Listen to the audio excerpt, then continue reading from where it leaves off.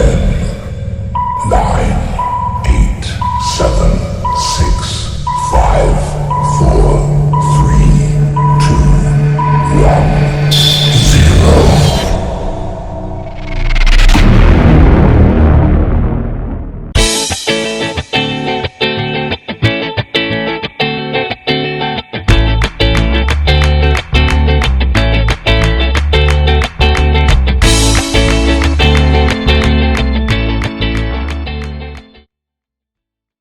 Assalamualaikum warahmatullahi wabarakatuh. Perkenalkan, saya Puput Ariyanti, mahasiswa Universitas Serang Raya, Fakultas Ilmu Politik, Ilmu Sosial dan Ilmu Hukum, Program Studi Ilmu Komunikasi, Kelas Marketing Komunikasi. Dan perkenalkan, nama saya Nur Hadi Permana. Saya mahasiswa Universitas Serang Raya, Fakultas Ilmu Sosial, Ilmu Politik dan Ilmu Hukum, Program Studi Ilmu Komunikasi dan Kelas Marketing Komunikasi. Di sini kami akan memaparkan materi dari mata kuliah Perilaku Konsumen.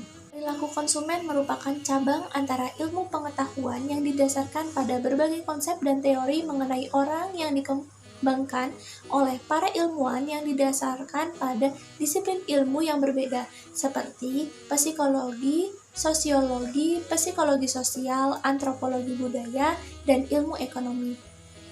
Perilaku konsumen telah menjadi bagian terpadu dari perencanaan pasar strategis. Proses riset komunikasi dalam pendekatan kualitatif dan kuantitatif biasanya terdiri dari 6 langkah.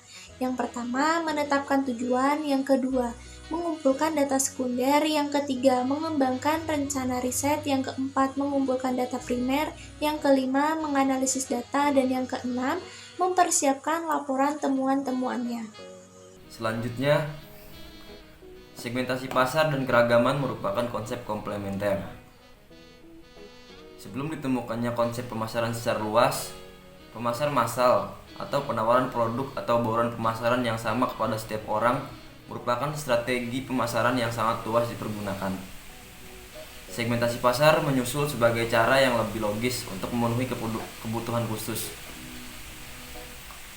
Segmentasi didefinisikan sebagai pembagi pasar potensial ke dalam berbagai irisan konsumen berbeda yang mempunyai kebutuhan atau karakteristik umum dan memilih satu segmen atau lebih yang ditargetkan dengan bauran pemasaran yang dirancang secara khusus.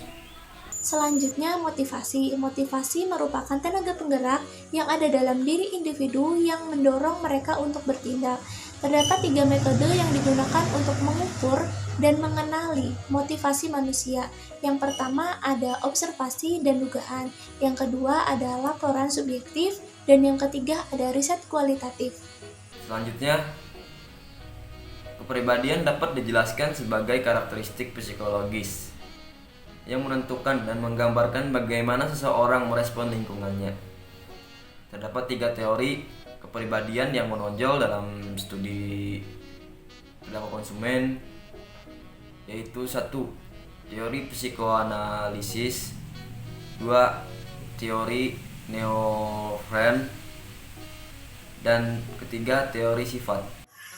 Selanjutnya, persepsi merupakan proses dengan apa para individu memilih, mengatur, dan menafsirkan stimuli menjadi gambar yang berarti dan masuk akal mengenai dunia. Persepsi merupakan implikasi strategi bagi para pemasar, karena para konsumen mengambil keputusan berdasarkan apa yang mereka rasakan, daripada atas dasar realitas yang objektif. Dan selanjutnya, pembelajaran konsumen merupakan proses di mana para individu memperoleh pengetahuan dan pengalaman pembelian dan konsumsi yang mereka terapkan pada perilaku yang berhubungan di waktu yang akan datang. Terdapat 2 aliran pemikiran mengenai bagaimana para individu belajar, yaitu teori perilaku dan teori kognitif, di mana keduanya menyumbang pada pemahaman mengenai perilaku konsumen. Selanjutnya ada sikap. Sikap merupakan kecenderungan yang dipelajari untuk berperilaku dengan cara yang tetap menyenangkan atau tidak menyenangkan terhadap suatu objek tertentu. Misalnya suatu kategori produk, merek, jasa, situs web, atau toko retail. Model sikap 3 komponen terdiri dari 3 bagian. Yang pertama ada komponen kognitif, yang kedua ada komponen afektif, dan yang ketiga ada komponen konatif. Dan selanjutnya pada bab ini menggambarkan bagaimana konsumen menerima dan dipengaruhi oleh komunikasi pemasaran. Ada 5 unsur komunikasi, yaitu pengirim pesan, penerima pesan, medium pesan, dan beberapa umpan balik atau tanggapan penerima pesan. Penerima pesan dalam proses komunikasi, pengirim pesan menyandi pesan dengan menggunakan kata-kata seperti gambar simbol, juru bicara, dan mengirimkannya melalui saluran yang dipilih. Penerima menguraikan pesan berdasarkan sifat-sifat dan pengalaman pribadi berdasarkan faktor-faktor seperti pengertian, kegaduhan psikologis, pemaparan selektif, dan persepsi selektif. Selanjutnya, hampir setiap orang secara tetap melakukan interaksi dengan orang lain secara langsung atau tidak langsung yang dapat mempengaruhi keputusan mereka untuk membeli suatu produk. Kelompok rujukan konsumen adalah kelompok yang bertindak sebagai kerangka rujukan bagi para individu dalam berbagai keputusan mereka dalam membeli suatu produk. Selanjutnya, stratifikasi sosial. Stratifikasi sosial merupakan bagian anggota masyarakat ke dalam berbagai kelas sosial yang berbeda. Terdapat dalam semua masyarakat dan budayanya. Kelas sosial biasanya ditentukan oleh jumlah status yang dimiliki para anggota kelas tertentu, dihubungkan dengan para anggota berbagai kelas lainnya. Ukuran kelas sosial berkaitan dengan penggolongan individu ke dalam berbagai kelompok kelas sosial. Pengelompokan ini sangat berharga bagi para pemasar yang menggunakan klarifikasi sosial sebagai alat yang efektif untuk mengenali dan membagi pasar-pasar yang ditargetkan. Selanjutnya, pembelajaran mengenai budaya merupakan pembelajaran mengenai segala aspek suatu kehidupan masyarakat, termasuk dalamnya mengenai bahasa, pengetahuan, hukum, dan kebiasaan yang memberikan karakter dan kepribadian yang berbeda kepada masyarakat.